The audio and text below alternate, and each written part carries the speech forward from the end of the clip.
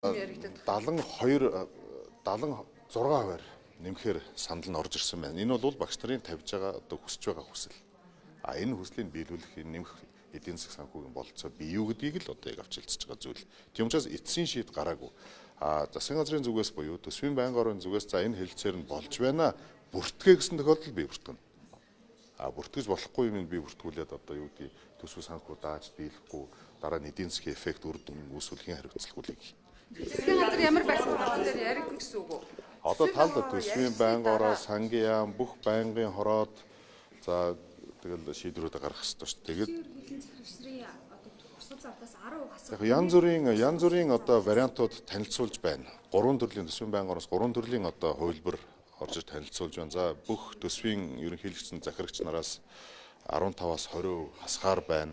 Одоо үргэлжилж байгаа төсвийн хөрөнгө оруулалт төсөл хөтөлбөрүүдээс 15-аас 20% хасгаар орсон бас нэг вариантууд байна гэх зэрэг тал талаас нь авч хэлцэж байгаа.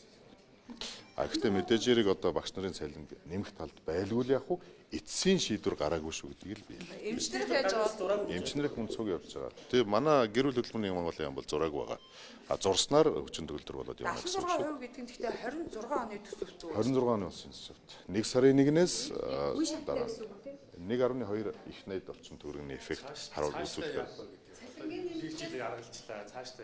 Яг та маш зөв асуулт асуулаа. За энэ хэлэлцээр дээр жишээлбэл 27 онд 3.5 сая төгрөг хүргэнэ гэсэн одоо үг хэсэг оруулсан байна л да.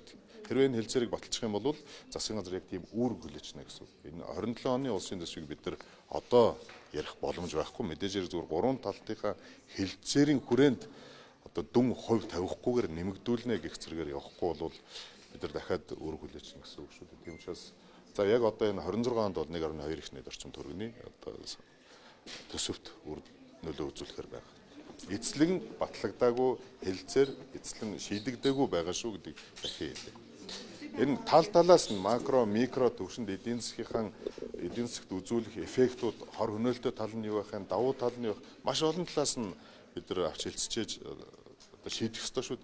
Нэмийг ихээр нэмждэг. Бууруул ихээр бууруулждаг зүйл биш ээ. Цалин гэдэг зүйл бол улс суурьтай авч үзэх хэрэгтэй. Даже боловсролын яам маань өөрөө энэ цалингийнхаа бүтцэд анализ хийх хэрэгтэй. Цалин нэмэгдүүлснээр хүрх үр дүн юу юм бэ гэдгийг хүртэл авч хэлцэх хэрэгтэй шүү. Тийм учраас одоо яг Монгол Ардын намын бүлэг хуралдаж байна. Бүх гишүүд саналуудаа хэлж байна. Тал талаас нь одоо боломжуудаа асууж байна. Мэдээж хэрэг одоо яг үргэлжлээд явж байгаа одоо зам байдаг ч юм уу ямар нэгэн үйлдвэр эсвэл сургууль цэцэрлэгийн барилгыг зогсоогоод тэрнээс нь төсвөөс нь танаад явах юм бол 27 он тэр төсөв төртгийн одоо тэр цэцэрлэгийн өртөг дахиад нэмэгдүүл хариуцлагыг хэн хүлээх гэх зэрэг маш олон зүйл байдаг шүү дээ.